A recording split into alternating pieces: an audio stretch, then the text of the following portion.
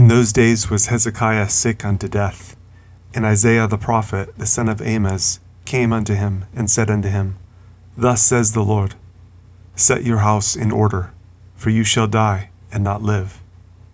Then Hezekiah turned his face toward the wall, and prayed unto the Lord, and said, Remember now, O Lord, I beseech you, how I have walked before you in truth, and with a perfect heart, and have done that which is good in your sight.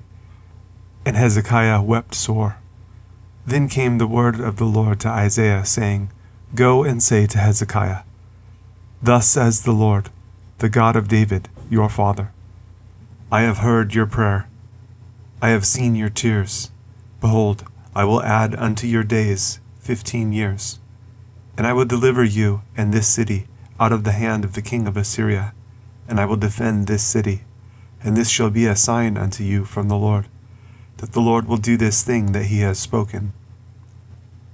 Behold, I will bring again the shadow of the degrees, which is gone down in the sundial of Ahaz, 10 degrees backward, so the sun returned 10 degrees, by which degrees it was gone down. The writing of Hezekiah, king of Judah, when he had been sick, and was recovered of his sickness. I said in the cutting off of my days, I shall go to the gates of the grave. I am deprived of the residue of my years.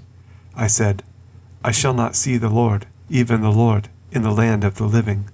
I shall behold man no more with the inhabitants of the world. Mine age is departed, and is removed from me as a shepherd's tent. I have cut off like a weaver my life. He will cut me off with pining sickness. From day even to night will you make an end of me. I reckoned till morning, that as a lion, so will he break all my bones. From day even to night will you make an end of me.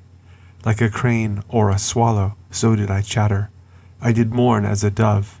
Mine eyes fail with looking upward. O Lord, I am oppressed. Undertake for me. What shall I say? He has both spoken unto me, and himself has done it. I shall go softly all my years in the bitterness of my soul.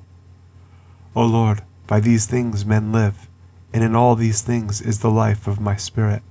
So will you recover me, and make me to live. Behold, for peace I had great bitterness, but you have, in love to my soul, delivered it from the pit of corruption.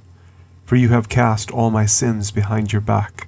For the grave cannot praise you, death cannot celebrate you. They that go down into the pit cannot hope for your truth.